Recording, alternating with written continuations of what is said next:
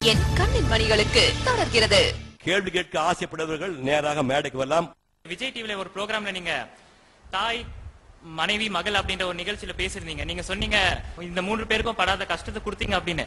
இதை நீங்க எப்ப உணர்ந்தீங்க இதை தப்பு அப்படின்னு?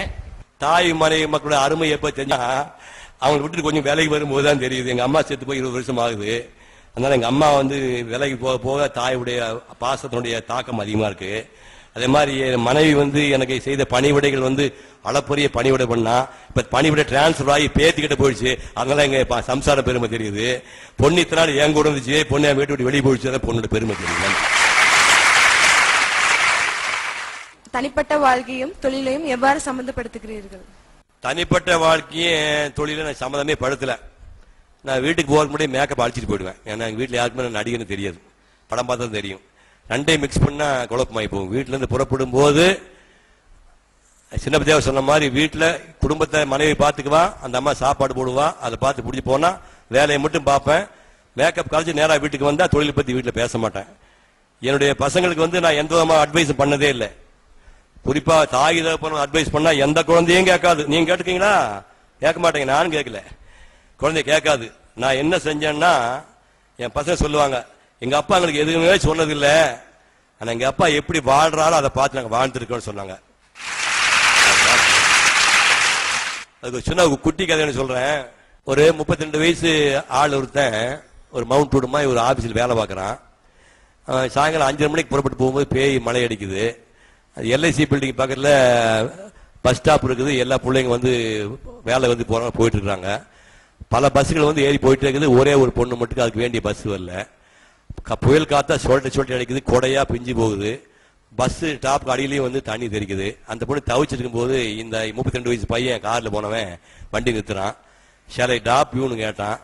அப்படியே திரும்பி பார்த்து பயப்பில்ல வாங்கம்மா, நான் டைரக்ட் விட சொன்னா வேற வழி இல்ல, பஸ் வர மாதிரி தெரியல. இந்த பொண்ணு வண்டி ஏறிச்சு. ஏறினோடனே நேரா எங்க போகணும்னு கேட்டா மாதிரி அண்ணா நகர்ல வீடுன்னு சொல்லிச்சு. கொண்டு போய் அண்ணா நகர் வீட்டுல விட்டுட்டு வீட்டுக்கு போயிட்டான்.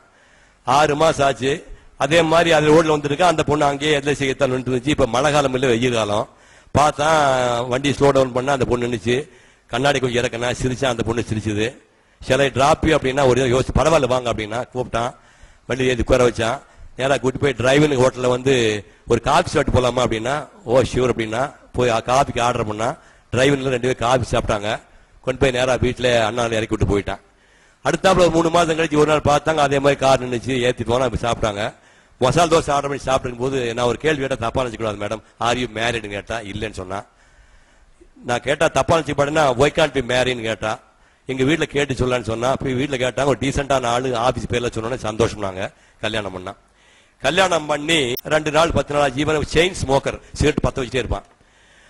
படுக்கறையில மலாக்கா புருஷன் படுத்திருக்கா. மேல நெஞ்சு மேல படுத்துட்டு பொண்டாட்டி சிகரெட் பிடிங்கி கீழே எறிஞ்சான். தருதர பேட இது விட்டு தொலைங்க அப்படின்னா இவனுக்கு ஈகோ கிளப்பிச்சு. என்ன சிகரெட் தூக்கி பிச்சு போடுறேன், என்ன நினைச்சிருக்கிறது, என் பர்சனல் விஷயம் அப்படின்னா படுத்து போட. இந்த சிகரெட்டோட தானே அந்த அடமடையில என் கால் உட்காந்து ஏசி கால் உட்காந்து வந்தேன். அப்ப காலுக்குள்ள புகை இருந்துச்சுல்ல, அதோட தானே வந்து நீ எனக்கு இதே சிகரெட்டோட தான் எனக்கு டிரைவிங் ஹோட்டல மசால் தோசை சாப்பிட்டு சிகரெட் பிடிச்ச பேசாம இருந்தில்ல. தாலி கொட்டின திமிரு வந்துருமா உனக்கு, பேத்துடுவேன், அது என் பர்சனல் விஷயம் அப்படின்ட்டான். அவன் ஒண்ணுமே சொல்ல முடியல. ஒரு 6 மாசம் ஆச்சு. இந்த பொண்ணுக்கு ஏதோ டெஸ்ட் பண்ண வேண்டி இருந்துச்சு. நேரம் டாக்டர் கூட்டி போனாங்க. கூட்டி போன உடனே டாக்டர் சொன்னாரு, congrats mister Raju, you are going to become a father அப்படின்னாரு. தலை சுத்திச்சு. இப்படி 1000 விளக்கு கண்ணுக்குள்ள எரிஞ்சுது அவனுக்கு. விடலாம், என்ன மாதிரி குழந்தை பிறக்க போகுதா, அவன் என்ன மாதிரி இருப்பானா, என்னோட சிவப்பா இருப்பானா, என்னோட அறிவாளியா இருப்பானா நினைச்சு இப்ப உள்ள ஒரு கிளர்ச்சி ஏற்பட்டுச்சு. சந்தோஷம் தாங்காம சிகரெட்டை ஃபுல்லா இழுத்தான், கீழே போட்டான். பாக்கெட்டுக்கு சிகரெட் எடுத்து போட்டு பாக்கெட்டையும் போட்டான். கால் மிதிச்சான். பொண்டாட்டி வெளியே வந்தா, என்னங்க பண்றீங்கன்னு கேட்டாவா.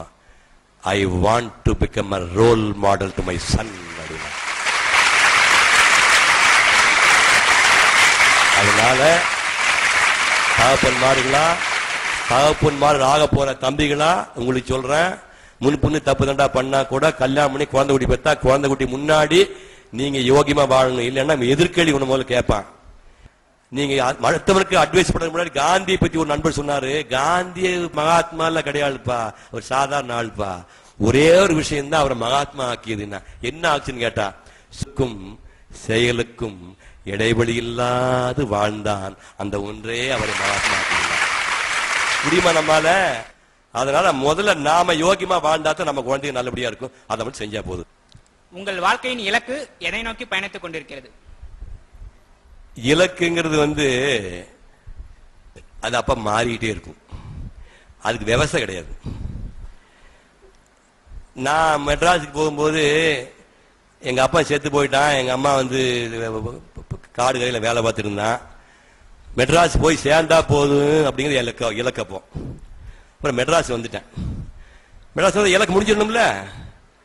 அப்புறம் ஓவியக்கல்வியில் படிக்கிறாங்கிறாங்க. அப்புறம் ஓவியக்கல்வியில் பெரிய ஓவியராக வரணும் அப்படின்னு முயற்சி பண்ணேன். அப்புறம் அது அந்த இலக்கு ஓரளவுக்கு செட் ஆச்சு. அப்ப இலக்கு ஓவியர் ஆயிட்டு இல்ல, கதை மறைஞ்சாச்சுல, விட வேண்டியதான் இலக்கு முடியல. அப்புறம் இது பொம்மை போடுறதுல ஓகே, எல்லாரும் சிவாஜி கணேசன் அம்மா நடிக்கிறான்னு சொன்னாங்க. நம்ம நடிச்சு பார்த்தேன், என்ன இலக்கு மாறிச்சு.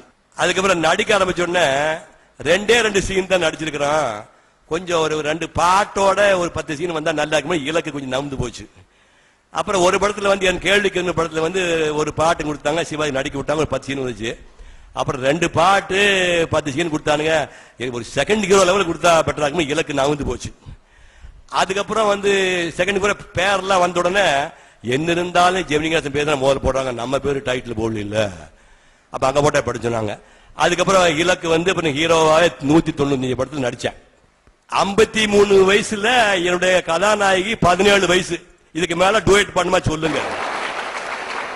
கொடுமையை பாருங்கப்பா.